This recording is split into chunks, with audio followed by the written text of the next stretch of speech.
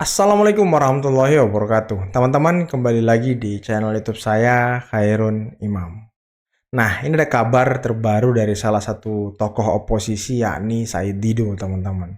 Di mana beredar video bahwa Said Didu diduga sedang melakukan penyebaran kebencian di dalam masjid.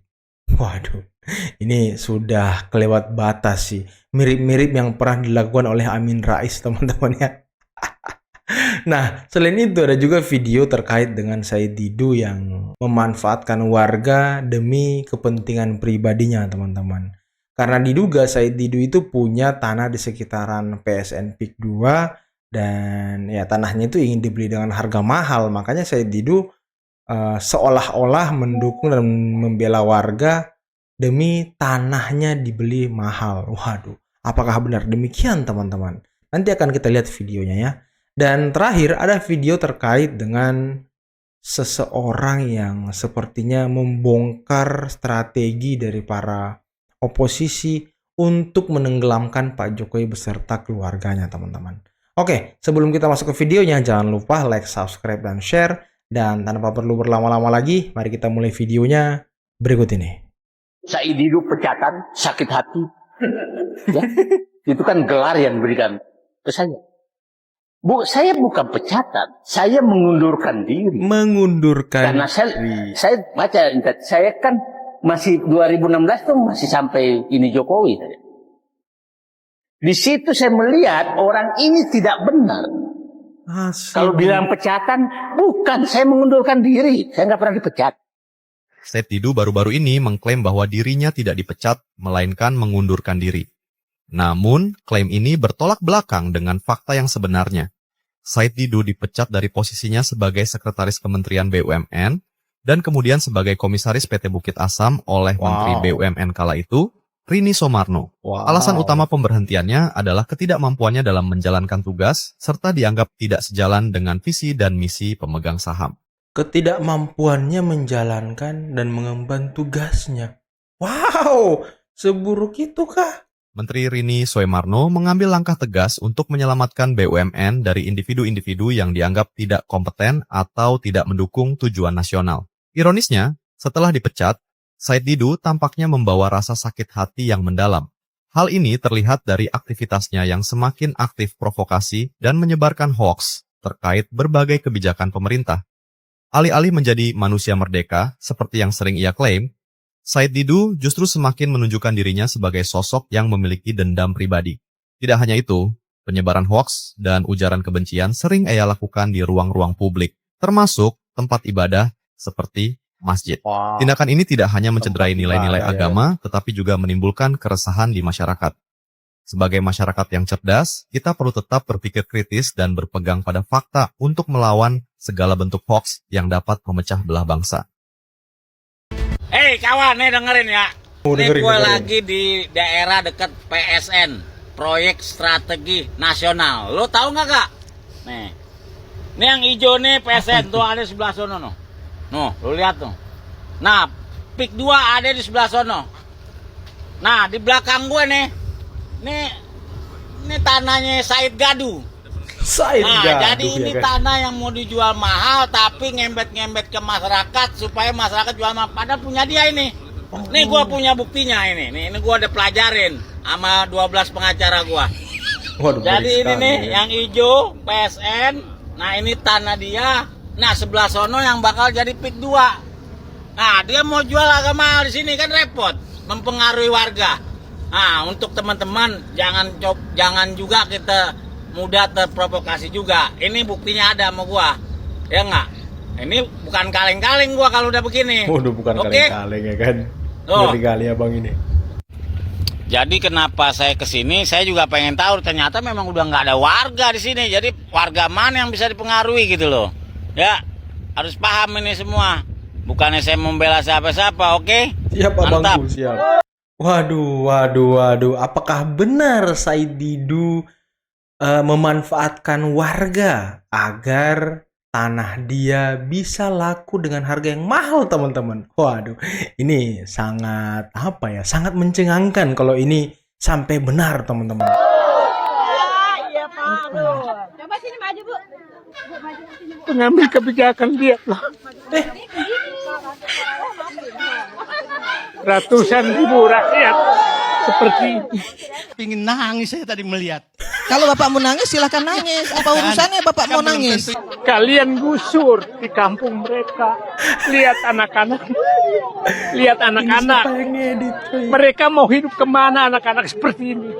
Nangis saja Bapak. Kalau mau nangis, tidak ada masalah. Anak-anak masih kecil. Pingin nangis saya tadi melihat. Tega kalian. Nangis saja Bapak. Kalau mau nangis, tidak ada masalah. Tega kalian. Lomba menghabisi Jokowi. Lomba Banyak sekali konten-konten di YouTube, TikTok, dan platform video lain yang seperti sedang berlomba-lomba untuk menghabisi Jokowi. Dan ini mengherankan saya. Jokowi sudah tidak berkuasa. Jokowi tidak pernah membicarakan apa rencana politiknya. Jokowi juga tidak pernah menunjukkan satu ambisi tertentu setelah selesai menjabat presiden. Kenapa kok masih banyak orang yang panik dan kalap? Ada yang ketakutan Jokowi mau merebut PDIP lah. Ada yang berspekulasi Jokowi gabung sama Golkar lah. Ada yang bilang Jokowi mau bikin partai sendiri lah. Heran, benar-benar heran saya. Dan ini malah menunjukkan bahwa Jokowi ternyata masih sangat ditakuti oleh banyak orang. Betul, Pak. Lawong Jokowi santai-santai saja. Betul, Pak Jokowi santai, enak menerima tamu di Solo ya kan. Orang-orang pembencinya sibuk bikin forum-forum diskusi membahas khusus Jokowi dan juga Gibran. Ya gimana ya, kalau bukan atas dasar kebencian ya mungkin nggak sesakit, nggak seaktif itu sih mereka. Bener Kok juga. pada jungkir balik dan salah tingkah sendiri. Kalau soal siapa orang-orangnya, buat saya tidak ada yang istimewa. Yang buliannya paling kenceng dan keji jelas mereka-mereka yang dulu mendukung Jokowi dan akhirnya berbalik arah karena tidak kuat iman digempur proksi. Tidak kuat Proksi iman. itu memang mengerikan. Semakin dihadapi dengan logika, semakin menyesatkan. Dan kita sama-sama tahu penyebab keracunan proksi ini ya karena orang-orang itu hanya menggunakan logika karena mereka merasa cerdas. Padahal kecerdasan yang sebenarnya adalah ketika logika berjalan karena digerakkan oleh hati nurani. Luar Dan biasa. sepertinya itu tidak pernah mereka lakukan. Menurut mereka orang cerdas itu adalah orang yang otaknya encer, nalarnya moncer, dan ilmunya tinggi. Sudah. Padahal mereka juga sangat sering mendengar ada sebuah nasihat bijaksana. Kedepankan adab baru ilmu. Yang artinya kecerdasan harus didahului oleh budi pekerti. Jadi bisa kita simpulkan, mereka yang saat ini benci setengah mati pada Jokowi adalah orang-orang yang pintar tapi tidak berbudi pekerti. Karena hanya logika yang mereka pakai, bukan hati nurani.